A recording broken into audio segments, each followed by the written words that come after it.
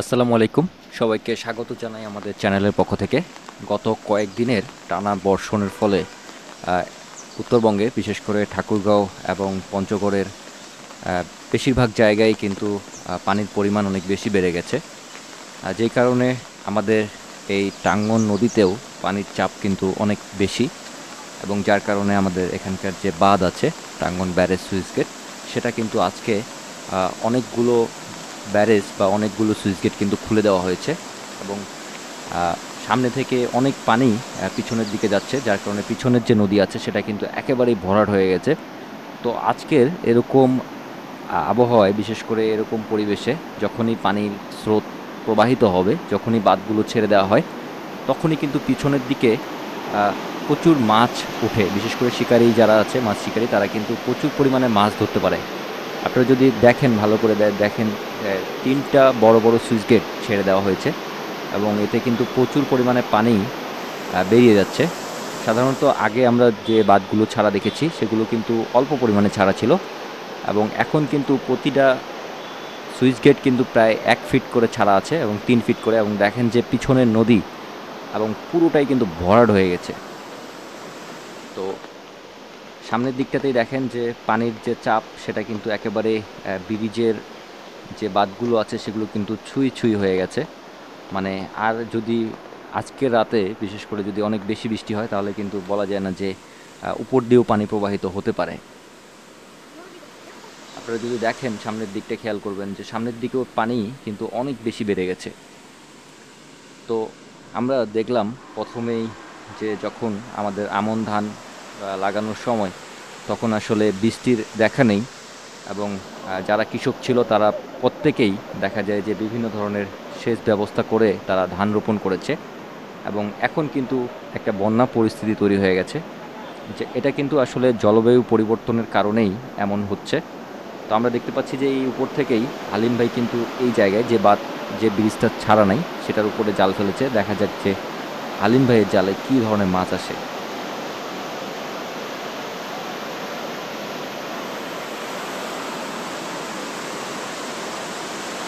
তো এই একেবারেই উপর থেকে নিচ পর্যন্ত জাল ফেলাটা, এখানে সবাই জাল ফেলতে পারবে না একদম টার্গেটেড জায়গায়। তো হালিম ভাই সেটা খুবই সুন্দর করে সেটা পারে।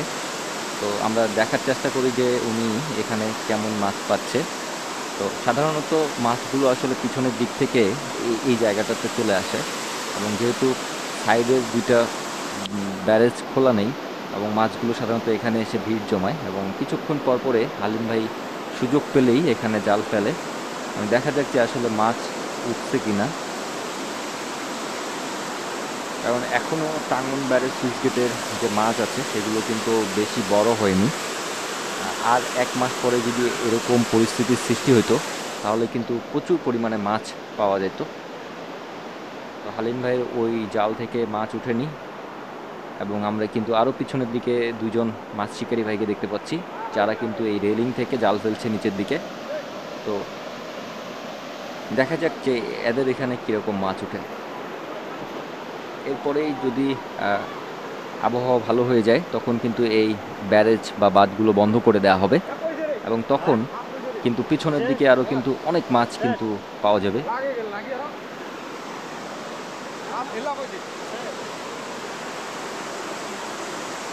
তো দেখা যাক এই জালে মাছ পড়ার সম্ভাবনা আছে।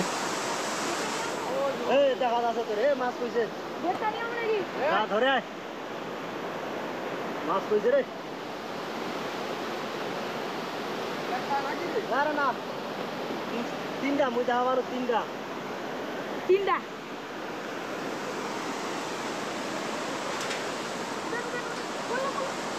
তো দেখেন এই জালে কিন্তু 3টা মাছ এসেছে, এবং মাছের সাইজ আগেই বলেছি যে মাছের সাইজ এখনো আগের মতো বড় হয়নি। দেখেন মোটামুটি সাইজের বাটা মাছ আর কি। তো বলা যায় যে এখন সারা দিনই কেউ না কেউ এখান থেকে মাছ ধরতেই থাকে। আমরা কিছুদিন ভিডিও দিতে পারি নাই আমাদের এখানকার টেকনিক্যাল সমস্যার কারণে। বিশেষ করে আমরা যে প্রত্যন্ত জায়গায় থাকি, এখানে ইন্টারনেটের অনেক সমস্যা। মাঝে মাঝে বৃষ্টি হলেই কিন্তু আমাদের নেটের লাইন সচল থাকে না। দেখেন যে অনেক বড় কিন্তু এই জোয়ারি মাছগুলো।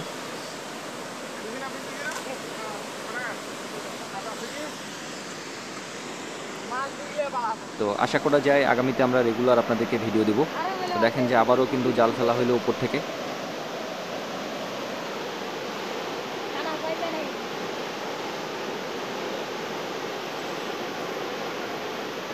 আমরা আমাদের এলাকার বিভিন্ন ধরনের মাছ ধরার চিত্র যেগুলো সাধারণত আমাদের আশেপাশে হয়ে থাকে সেগুলোই আমরা আপনাদের সামনে উপস্থাপন করার চেষ্টা করি। তো যারা এখনও আমাদের চ্যানেলটিকে সাবস্ক্রাইব করেননি তাদের সবাইকে আহ্বান যে আমাদের চ্যানেলটিকে সাবস্ক্রাইব করবেন, আমাদেরকে সাপোর্ট করবেন। আর যারা সাবস্ক্রাইব করেছেন এবং নিয়মিত আমাদের ভিডিও দেখেন তাদের সকলকেই অসংখ্য ধন্যবাদ। তো দেখা যাক এই জালে মাছ কেমন আসে। এবারে জাল ফেলছে আমাদের সিদ্দিকও ভালো মাছ শিকারী এই অত্র এলাকার মধ্যে, তারও জাল ফেলায় অনেক দক্ষ সে।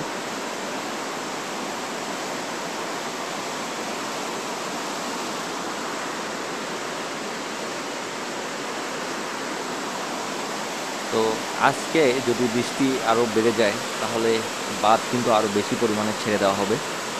বিশেষ করে পঞ্চগড়ের দিকে অনেক বেশি বৃষ্টি হয়েছে এবং পঞ্চগড়ের দিকে বৃষ্টি হওয়ার কারণে সেই পানিগুলো কিন্তু আস্তে আস্তে টাঙ্গন নদী দিয়েই নিচের দিকে নেমে চলে যায়।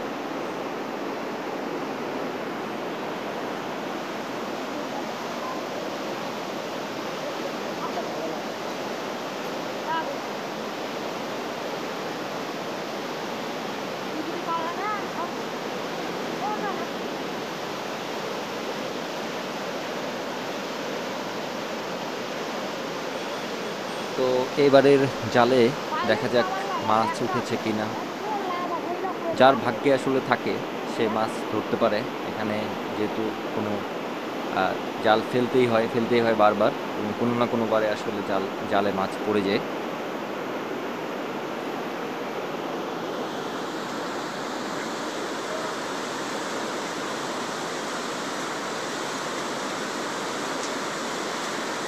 তো হালিম ভাইয়ের আসলে আজকে ব্যাড লাক, তার আগের বারের ফিকেও মাছ পড়েনি। তো বিকালের দিকে আসলে মানুষ অনেক বেশি হয়ে গেছে মাছ ধরার জন্যে এবং দর্শনার্থীও ছিল অনেক ভালো। সিদ্দিকের জাল ফালানো হয়েছে, দেখা যাক এবারে কি ধরনের মাছ আসে।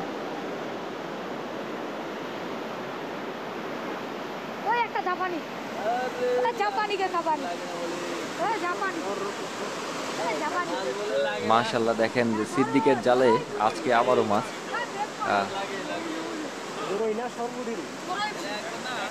তো সে আসলে লাকি পারসন, আজকে তার জালেই ভালো মাছ পড়তেছে এবং দেখেন এবারেও সে দুটো মাছ তুলেছে, এর আগে 3টা দেখেছি আমরা।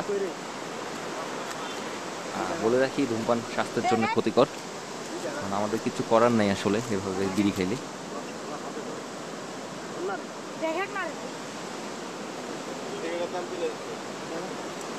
দেখেন এই মাছটা কিন্তু অনেক বড়, এগুলো আর 1 মাস হলেই এই মাছগুলো অনেক বড় বড় হয়ে যাবে টাঙ্গনের মাছ। এবং আশা করা যায় এবারের বাঁধটা বন্ধ করে দেওয়ার পরেই আমরা বড়শিতে মাছ ধরার পরিবেশ তৈরি হয়ে যাবে এবং বড়শিতে মাছ ধরার শিকারীরাও চলে আসবে। তো উপভোগ করুন শেষ পর্যন্ত আমাদের আজকের এই ভিডিও এবং দেখেন সিদ্দিক কিন্তু আজকে ভালো মাছ ধরেছে।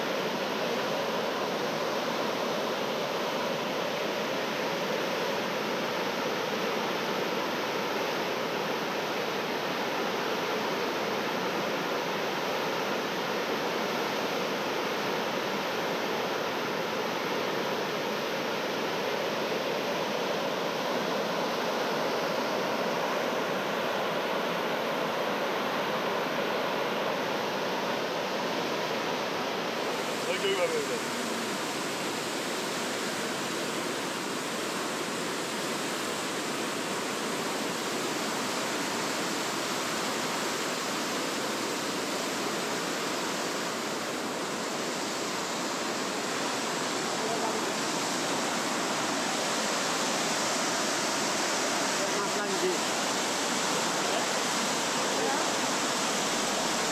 বাঁধের উল্টা পাশে অপর পাশে আরও একজন মাছ শিকারী আমাদের মাছ ধরতেছিল এবং আশা করা যাচ্ছে যে ওনার জালেও মাছ পড়েছে ভালো।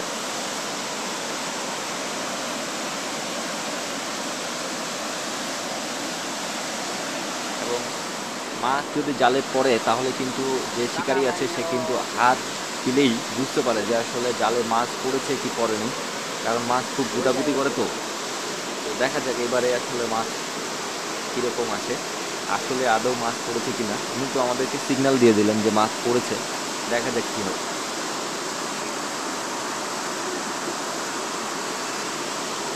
তো দেখেন যে আসলে মাছ পড়েছে, আমরা উপরে একটা দেখতে পেয়েছি, নিচেও আছে একটা দুইটা, মাশাআল্লাহ। তো আজকে সবাই আসলে প্রত্যেকে এইভাবেই একটা দুইটা করে, যারা এসেছে তারা কেউ খালি হাতে ফেরত যায়নি, একটা দুইটা করে প্রত্যেকেই ধরেছে। এবং আগামী কয়েকদিন যদি বৃষ্টি হয় তাহলে আমরা আশা করি যে আরও ভালো এরকম মাছ এখান থেকে ধরতে পারবো। দেখেন যে এগুলো মাছ কিন্তু মোটামুটি সাইজের হয়ে গেছে। তো যারা এখনও আমাদের চ্যানেলটিকে সাবস্ক্রাইব করেননি অবশ্যই চ্যানেলটিকে সাবস্ক্রাইব করে আমাদের সাথেই থাকবেন এবং আমাদের এই ধরনের উত্তরবঙ্গের বিশেষ করে এই টাঙ্গন নদী কেন্দ্রিক এই ধরনের মাছ ধরার ভিডিওগুলো আমাদের সাথে দেখবেন। আর সবাইকে ধন্যবাদ আবারও। তো আজকের পর্বটি আমরা এখানেই শেষ করছি, দেখা হবে আগামী পর্বে। সে পর্যন্ত ভালো থাকুন, সুস্থ থাকুন, সবাইকে আবারও ধন্যবাদ।